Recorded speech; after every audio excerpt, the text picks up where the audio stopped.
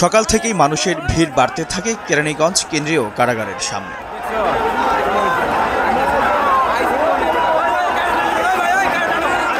হাতে পতাকা আর ফুল নিয়ে হাজারো জনতার অপেক্ষা প্রিয় নেতাকে এক নজর দেখার ও বরণ করে নেয়ার।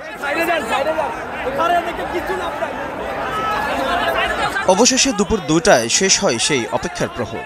দীর্ঘ 17 বছর কারাবাসের পর জেল থেকে ছাড়া পেলেন সাবেক স্বরাষ্ট্র প্রতিমন্ত্রী লুৎফুজ্জামান বাবর। পা রাখেন খোলা আকাশে, মুক্ত বাতাসে।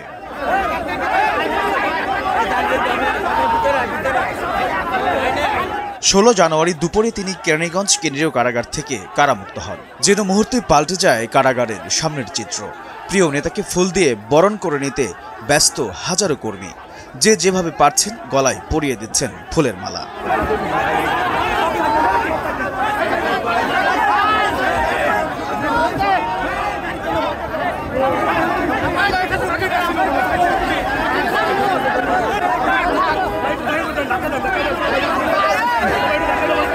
চোখে চশমা, মাথায় সাদা টুপি ও পাঞ্জাবি পরে হাসি মুখে কর্মীদের শুভেচ্ছা জানাতে দেখা গেছে সদ্য কারামুক্ত বাবরকে। মেলাচ্ছেন হাত, করছেন শুভেচ্ছা বিনিময়।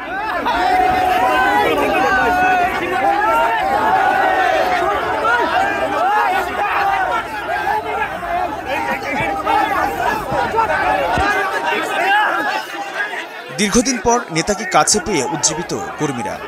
এরপর কর্মীদের সাথে নিয়ে সরাসরি চলে যান জিয়াউর রহমানের মাজারে। সেখান থেকে রাজধানী গুলশানের বাসায় যাবেন তিনি।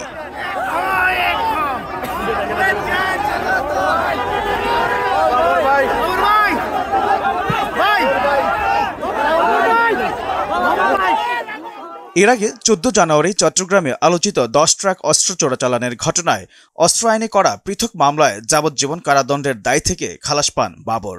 এই রায়ের মাধ্যমে বিগত সরকারের আমলে বাবরের বিরুদ্ধে করা সব মামলা থেকে খালাস পান তিনি।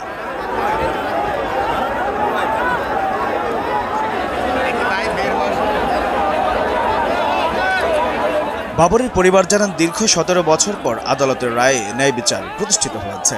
গত বছরের 5 আগস্ট ছাত্র জনতার অভ্যুত্থানে আওয়ামী লীগ সরকারের পতন হওয়ার পর তার বিরুদ্ধে হওয়া বিভিন্ন মামলার আপিল শুনানি শেষে একে একে খালাস পান বাবর।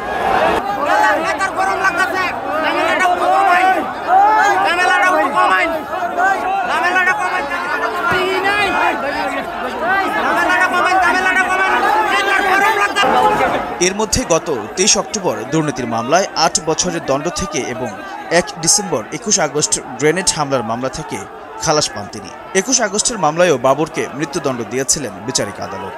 সবশেষ 10 ট্রাক অস্ত্র চোরাচালানের বিশেষ ক্ষমতা আইনের মামলায় মৃত্যুদণ্ড থেকে লুৎফুজ্জামান বাবর খালাস পান। এর মধ্য দিয়েই তার মুক্তির পথ সুগম হয়।